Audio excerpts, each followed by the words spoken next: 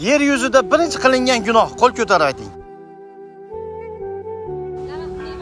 Yo'q, men jannatda demayapman. Yer yuzida birinchi qilingan gunoh, qo'l ko'tar, hojon.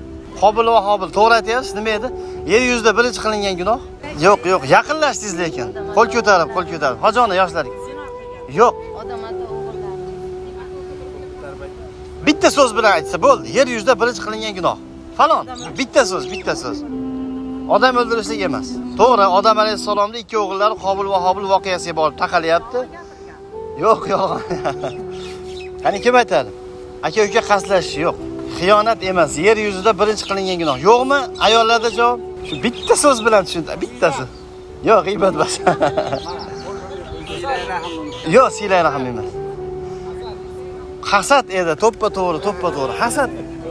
Yer yuzida birinchi qilingan gunoh hasad bo'ldi. Tamom. O'sha Odam alayhisalom ikki o'g'illari hasad qilishgan.